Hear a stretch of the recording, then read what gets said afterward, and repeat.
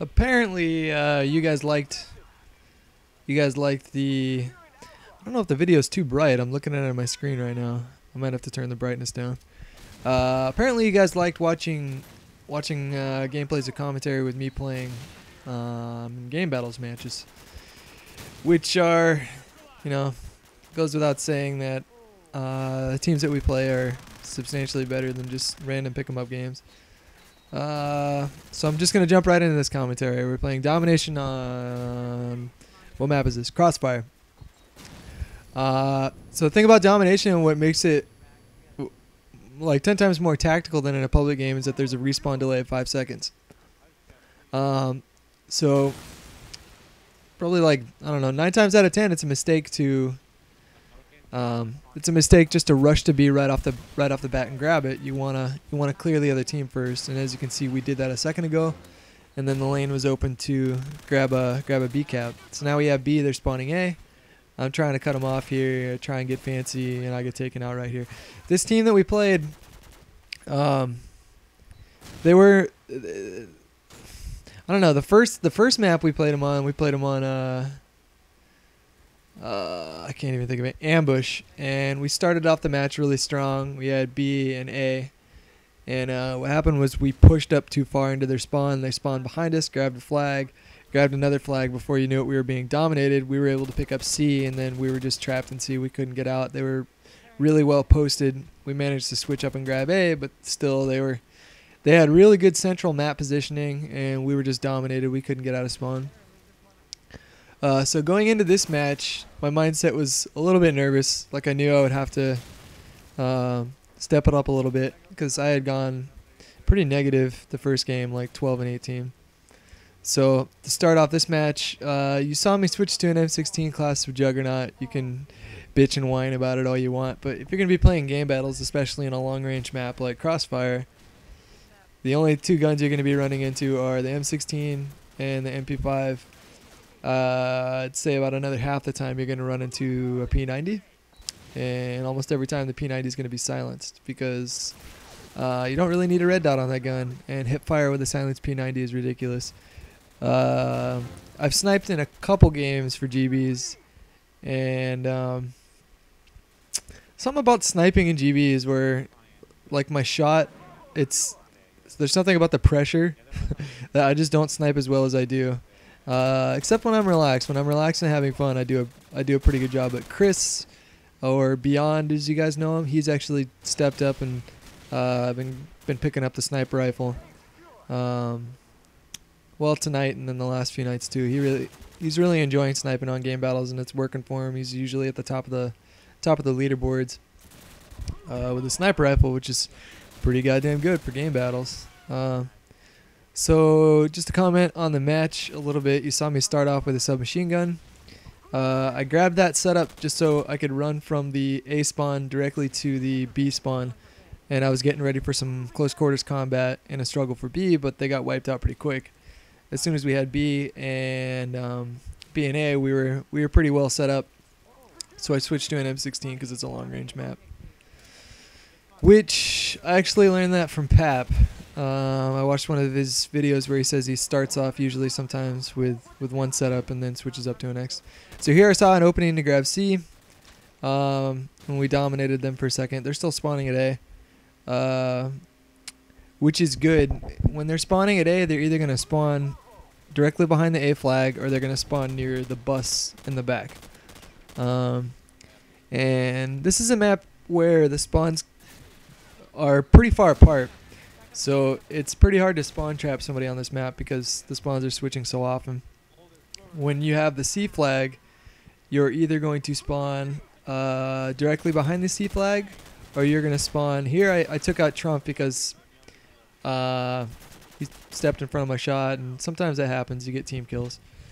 But I was just going for the guy off B. That was a priority, so I kept spraying with M16. When you have the C flag, you're either going to spawn right there where that guy shot me from. There's one spawn point, and then there's a spawn point directly on the C flag. When you have the B flag, and any of those other two flags, A and C, the majority of this time you're going to spawn in this little marketplace right here. The sound quality on the PVR that I got isn't that great, so I'm gonna have the in-game volume turned down pretty low. You'll still be able to hear gunshots and stuff like that, but what you're not going to be able to hear very clearly is the communication going on between my team and I.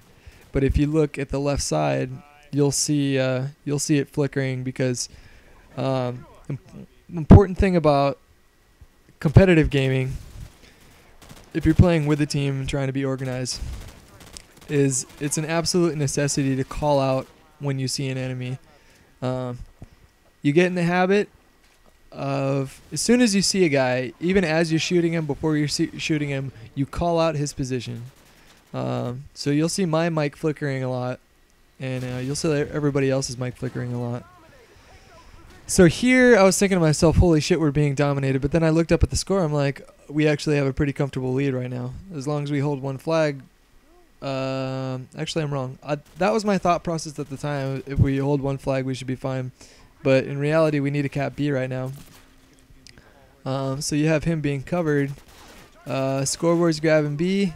He gets shot here in a minute, but I go prone, take him out, and I get the B cap right there.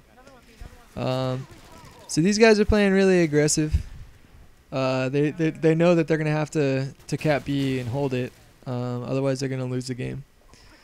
And at this point, I think is when we get a really good setup going, and they have a hard time kind of breaking through.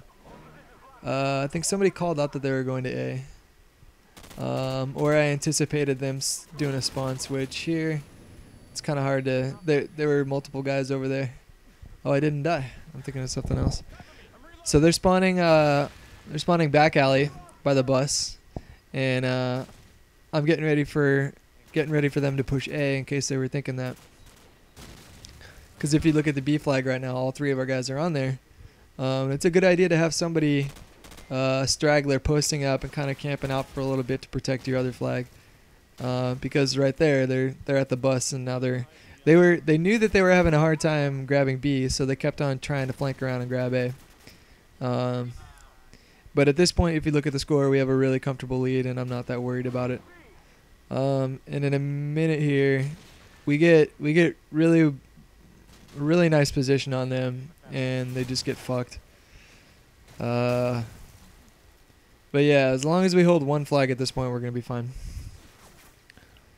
I throw a vert nade because I saw the B flag was flashing, which means somebody's capping it. I was really surprised that we took this match so easily because one guy on there, like was it TP?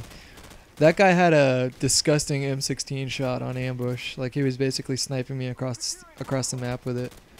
And here, okay, here's when we have really nice positioning. We should have been doing this before.